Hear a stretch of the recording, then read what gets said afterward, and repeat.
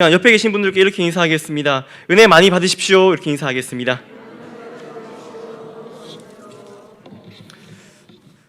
저는 진주에 있는 진주 문산에 있는 공군 교육사령부에서 군 생활을 했습니다. 제가 전역할 때 그곳에서 좀 많이 고생을 해서 제가 다시는 이쪽을 향해서 보고 오줌을 싸지도 않겠다라고 다짐을 하고 그렇게 전역을 했었습니다. 그런데 어떻게 하다 보니까 10여 년이 흐르고 시간이 지나다 보니까 제가 이 금방으로 오게 되었고, 또 저희 부모님은 또 그 금산에 지금 이사해서 살고 계십니다. 제가 그렇게 군생활 할 동안에 제 동기 중에 한 명이 있었습니다. 아주 특이한 친구였는데요. 이 친구가 철저한 무신론자였습니다. 무신론자 친구가 있었는데, 이 무신론자 친구가 하는 일은 아주 특이하게도 늘 성경을 보는 친구였습니다. 이 친구가 성경을 보는 이유가 이 성경이 가짜이고 이 성경이 꾸며낸 이야기라는 사실을 증명해내기 위해 이 성경을 아주 열심히 보던 그런 친구였습니다. 한 날은 그 친구가 제게 이렇게 이야기를 했습니다. 구약의 하나님은 도저히 이해가 되지 않는다. 어떻게 하면은 전쟁을 조장하시고 또 한 민족을 멸하시고 또 이해가 안 되는 것이 어떻게 시아버지와 며느리의 그 불륜 관계를 보고 의롭다고 여길 수 있는가, 이런 내용이었습니다.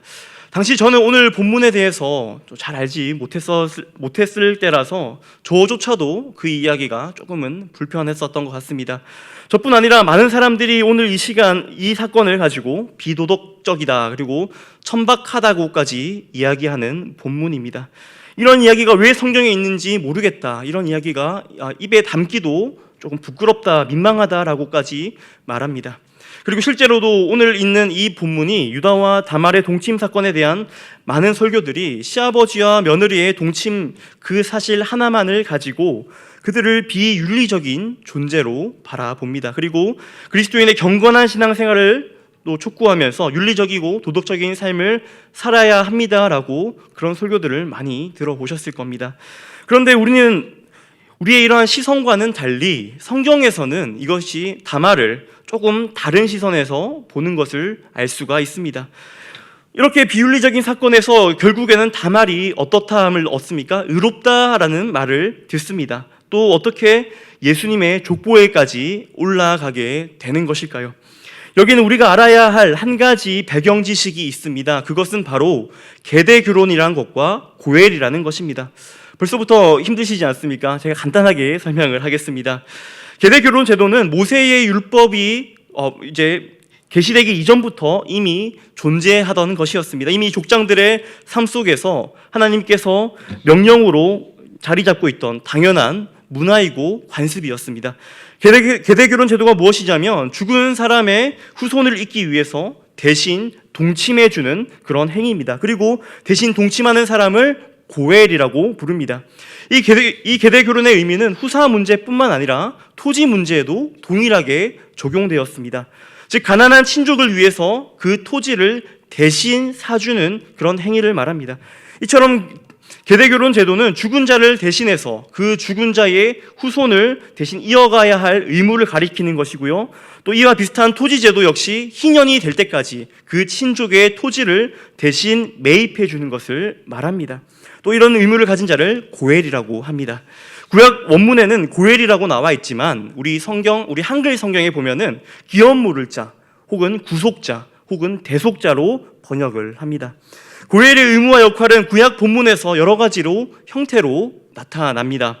그리고 이 여러 가지 형태들은 단 하나도 빠짐없이 모두 다 전부 죄인을 대신해 십자가에 죽으신 예수 그리스도의 대속 사건에 대한 그림자이자 모형입니다. 예를 들어서 다말과 동침의 아들을 낳아주는 유다, 룻과 결혼의 아들을 낳아주는 보아스, 조카 하나멜의 밭을 대신 사주는 예레미야 등이 있습니다. 이들 모두가 고엘이라고 합니다. 이 사건을 통해서 대신 갚아주시는 예수 그리스도를 나타내시는 것이죠. 이것을 알고 있는 상태로 오늘 본문을 다시 한번 보겠습니다. 오늘 본문 한번 살펴보겠습니다. 오늘 본문과 앞 구절들을 보면은 다말이 임신했다라는 사실을 시아버지인 유다가 알게 됩니다. 그리고 유다는 어떻게 합니까? 격분하게 됩니다. 자신의 며느리가 어느 알지 못하는 남자의 아이를 배워왔다라고 생각을 합니다. 그리고 그 당시의 문화와 간습에 따라서 자신의 며느리를 불살라 죽이라고까지 명합니다. 이것이 좀 너무한 처사 같지만 행음한 자를 불살라 죽이는 것이 그 당시에 자연스러운 당연한 문화였습니다. 그렇게 다말은 꼼짝없이 행음한 여자로 낙인 찍힌 다음에 불살려서 죽을 판에 속했습니다. 그런데 그때 다말이 비장의 무기를 꺼내 들죠. 그 비장의 무기가 무엇입니까? 바로 도장과 끈과 지팡이였습니다. 그리고 이 물건들의 주인이 이 뱃속에 있는 아이의 아버지다라고 이야기하는 것입니다. 도장과 끈과 지팡이의 주인이 누구입니까? 바로 시아버지 유다의 것이었습니다. 유다는 이것을 한눈에 알아봅니다. 그리고 그는 단번에 이렇게 고백합니다. 다말은 나보다 옳도다. 내가 그를 내 아들 셀라에게 주지 아니하였음이로다. 이게 무슨 말입니까? 참 이상한 내용입니다. 며느리 다말이 임신을 했습니다. 그런데 그 아이의 아빠가 누군지 모릅니다. 그런데 다말이 이 아이의 아빠가 누구냐 하면 바로 시아버지 유다 당신입니다. 이렇게 말하는 것이죠. 그러자 그 유다의 반응이 이 다말, 내 며느리는 나보다 옳도다, 나보다 의롭도다라고 말하고 있는 것입니다. 우리의 상식으로는 참 이해하기 힘듭니다. 우리가 앞서 계대결혼이라는 유대 문화를 알아봤다 하더라도 이 장면만 놓고 본다면 잘 이해가 되지 않는 것이 사실입니다. 우리가 먼저 이것을 이해하려면 의로움이라는 것을 알아야 합니다. 이 의로움이라는 말을 알려면 한 가지 오해를 풀어야 하는데요. 그 오해가 무엇이냐면 우리가 흔히 의롭다라고 할 때 윤리적이고 도덕적인 것을 생각하기 쉽습니다. 하지만 성경에서 말하는 의롭다라는 것은 절대적으로 윤리적이거나 도덕적인 것을 말하지 않습니다. 의로움이라는 것은 윤리나 도덕이 아니라 뭐랑 연관이 있냐면요, 바로 계약과 연관이 있습니다. 예를 들어서 부동산 월세 거래를 한다고 생각해 봅시다. 계약서를 쓰지 않습니까? 세입자가 정해진 금액을 정해진 날짜에 그 집주인에게 줘야 의롭다라는 것입니다. 그리고 집주인은 약속한 금액을 받고 정당한 주거를 세입자에게 보장해줘야 의롭다라는 것입니다. 만약 집주인이 계약기간이 남아있음에도 불구하고 세입자를 쫓아냈다면 그 집주인은 세입자에게 불이한 자입니다. 반대로 세입자가 집주인에게 매달 줘야 할 그 월세를 주지 않는다면 세입자가 집주인에게 불이한 자가 되는 것이죠. 그래서 성경에서 말하는 의롭다라는 것은 윤리와 도덕을 뛰어넘는 기준이 있습니다. 그 기준이 무엇입니까? 바로 계약입니다. 바로 다른 말로 약속입니다. 또 다른 말로는 언약입니다. 서로와 맺은 계약, 이 약속을 서로가 신실하게 행할 때에 비로소 의롭다라고 하는 것입니다. 성경에서 말하는 의로움은 윤리적이고 도덕적인 삶보다 하나님의 말씀에 얼마나 신실하게 반응하느냐, 그것을 바로 의롭다라고 말하고 있습니다. 그렇기 때문에 계약을 이행하기 위해서는 윤리와 도덕을 뛰어넘을 수 있는 것이 바로 의로움이라고 이야기합니다. 그렇다면 왜 다말이 유다에게 나보다 더 옳도다, 나보다 더 의롭도다라는 말을 했을까요? 그럼 오늘 본문이 어디에 속해 있는지를 봐야 합니다. 오늘 본문은 창세기 38장에 속해 있습니다. 네, 참으로 당연하게도 창세기 38장은 창세기 37장과 창세기 39장 그 사이에 있죠. 근데 특이한 것은 창세기 37장과 39장을 보시면 누구의 이야기냐 하면 바로 요셉의 이야기입니다. 요셉의 이야기가 계속해서 나오고 있는데 뜬금없이 갑자기 그 중간에 유다의 이야기가 잠깐 나오는 것입니다. 역대상 5장 1절 2절 말씀을 같이 한번 읽도록 하겠습니다. 시작. 이스라엘의 장자 루벤의 아들들은 이러하니라.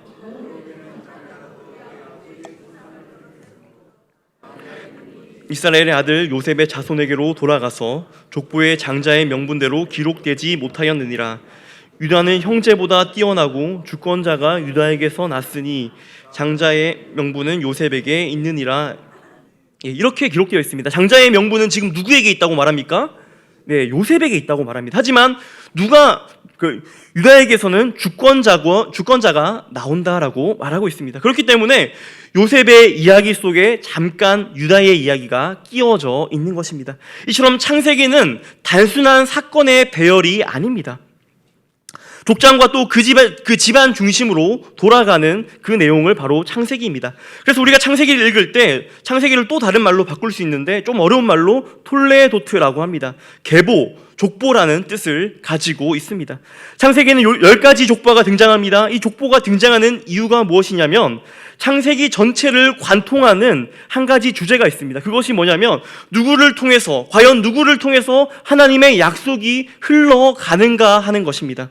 하나님의 약속이 누구에게로 흘러가는가, 그것을 기록한 책이 바로 창세기입니다. 또 그 약속이 누구를 통해서 이어져 내려가는가를, 그것을 알아보는 것이 족장의 의무이자 족장이 해야 할 일이었습니다. 이삭이 눈이 어두울 때 이 약속이 이어져 내려가는 그 결정적인 장면이 나옵니다. 야곱가에서가 나오는데 그 이삭의 부인 리브가의 계략으로 인해서 이 장면에서 에서가 아닌 야곱에게로 이 계약이 흘러가는 것을 볼 수가 있습니다. 이 계보가 흘러가는 것은 너무나 중요한 일이었습니다. 이것은 유다에게도 마찬가지였습니다. 유다에게는 3명의 아들이 있었습니다. 엘과 오난과 셀라, 이 3명의 아들이 있었습니다. 다말은 누구의 아내였습니까? 첫째 엘의 아내였습니다. 그런데 창세기 38장 17절 말씀에 보니까 유다의 장자 엘이 여호와 보시기에 악함으로 여호와께서 그를 죽이신지라 라고 말씀하고 있습니다. 여기서 원문에 보면 악하다고 되어 있는데 이 말을 불의하다라는 표현으로 바꾸는 것이 조금 더 정확합니다. 하나님께서 보시기에 무엇이 불의했을까요? 계속해서 보겠습니다. 첫째가 죽었으니 앞서 말씀드린 대로 계대 결혼을 해야 합니다.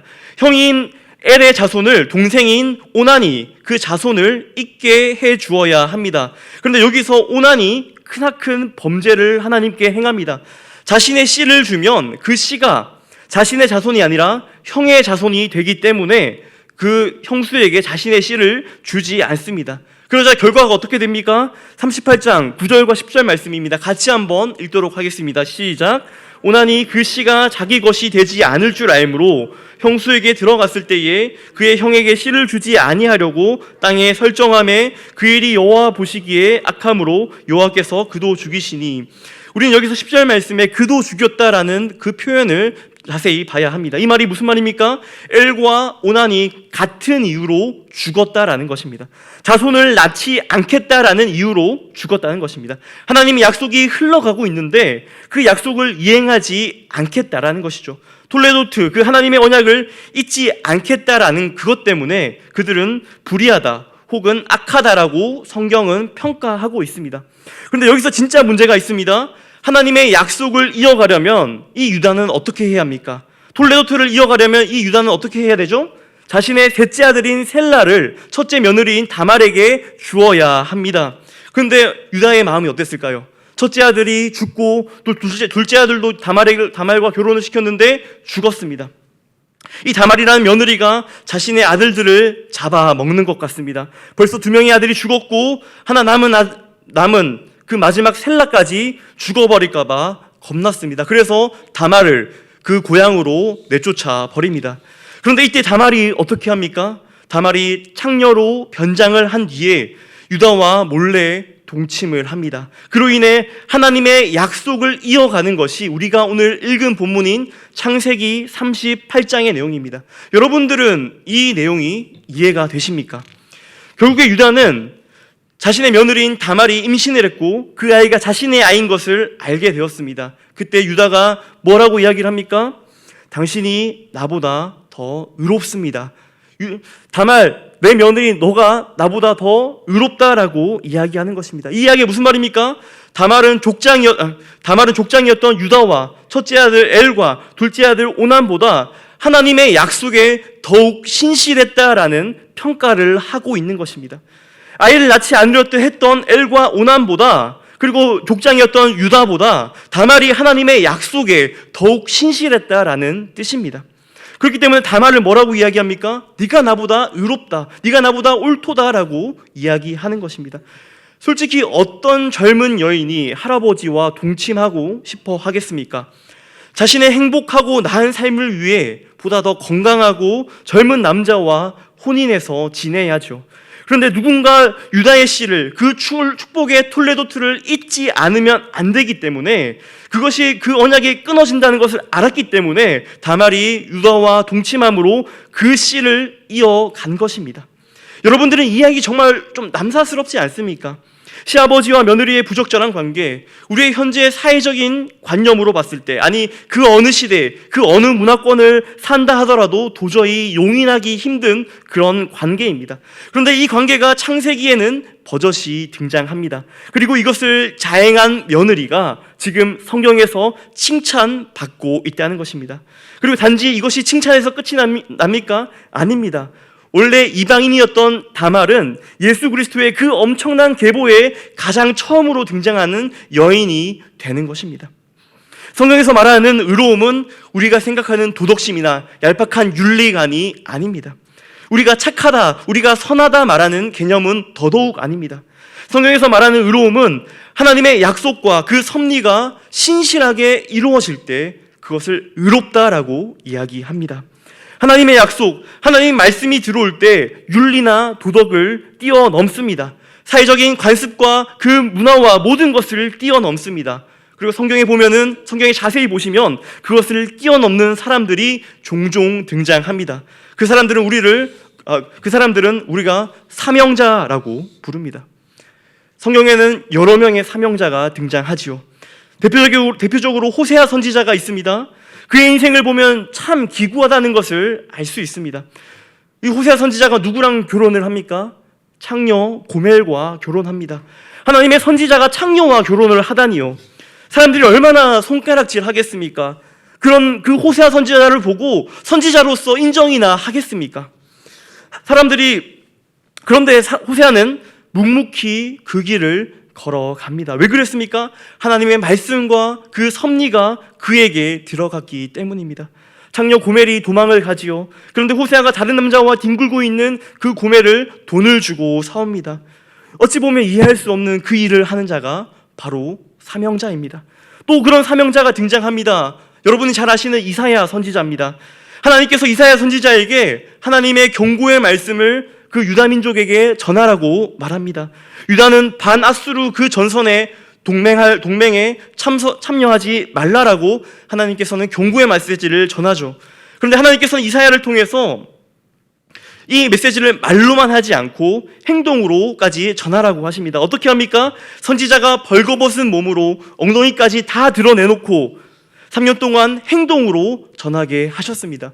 너희 유다야, 너희가 그 동맹에 참여하면은 이 이사야 선지자와 같이 벌거벗게 될 것이다라는 것을 몸으로, 행동으로 보여준 것이죠.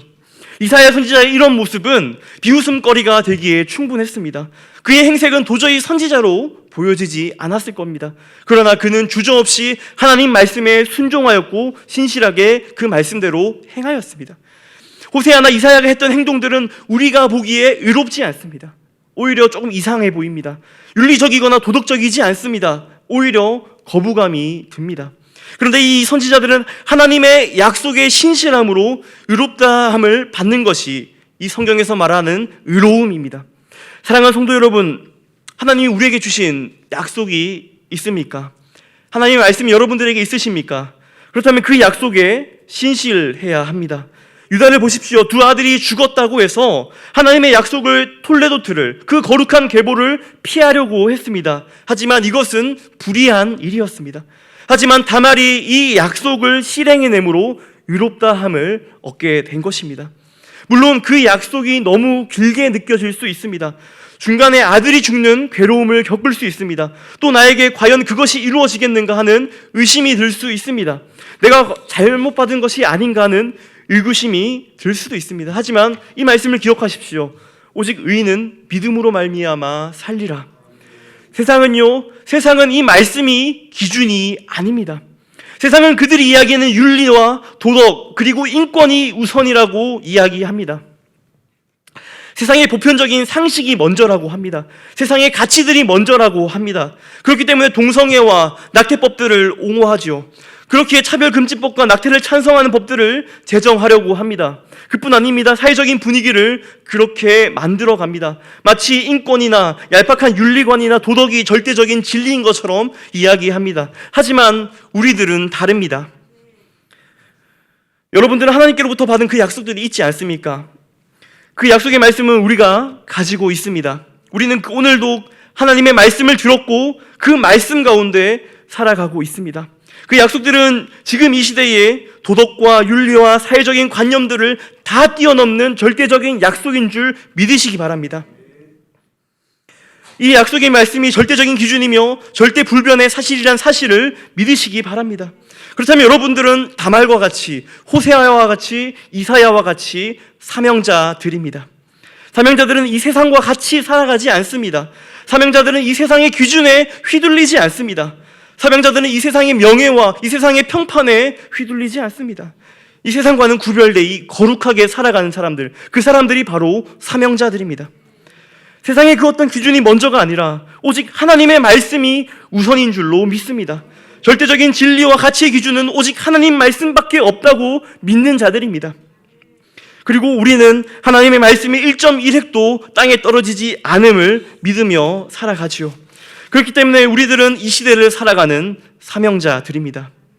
오늘 이 시대를 살아가는 우리에게 주신 그 말씀, 그 약속은 무엇입니까? 바로 재림의 메시지입니다. 예수님은 다시 오시겠다고 분명히 약속하셨습니다. 그리고 반드시 예수님은 약속하신 그대로 다시 오실 것입니다. 그것이 우리가 바로 믿는 재림신앙입니다. 주님이 재림하실 때는 언제인지 모릅니다. 그러나 우리는 시대의 징조를 바라보며 주님의 재림을 준비해야 합니다. 그리고 천국 복음을 모든 민족들에게 증거하기 위해서 우리의 삶을, 우리의 전부를 걸어야 할 줄 믿습니다. 그것이 오늘날 하나님의 약속에 신실한 사명자들의 본분입니다. 하지만 사명자들에게는 늘 시험이 있었죠. 우리도 마찬가지입니다. 다말이 그랬던 것처럼, 호세아가 그랬던 것처럼, 이사야가 그랬던 것처럼 이 세상의 시선은 부드럽지 못합니다. 우리를 향해서 손가락질하며 비난하며 조롱합니다. 그런데요, 이것은 시작에 불과합니다. 마지막 시대를 살아가는 우리에게 앞으로 더 큰 환난이 찾아올 것입니다. 더 큰 핍박이 있을 것이고요, 더 큰 억압이 있을 것입니다. 교회 안에서조차 배교하는 일이 빈번하게 일어나고 교회 안에서조차 사랑이 식어지게 될 것입니다. 하지만 우리는 그럴수록 그 신실한 약속에 기대어 살아야 할 줄 믿습니다. 하나님의 말씀을 신뢰하며 살아야 합니다. 하나님의 그 말씀, 하나님께만 소망을 두며 살아야 할 줄 믿습니다. 사랑하는 성도 여러분, 여러분들 하나님을 믿으십니까? 그렇다면 우리는 하나님의 말씀을 믿어야 할 줄 믿습니다. 그리고 단순한 믿음에서 끝나는 것이 아니라 그 하나님의 말씀에 순종해야 할 줄 믿습니다. 우리 모든 진교교회의 성도님들이 하나님의 그 말씀에 신실함으로 믿음으로 반응하여 마지막 날 주님 앞에 섰을 때에 너가 참 의롭구나 라는 그런 칭찬을 받으시는 우리 모든 성도님들 되시기를 주님의 이름으로 축원합니다. 이 시간 함께 들은 말씀을 놓고 기도하시겠습니다.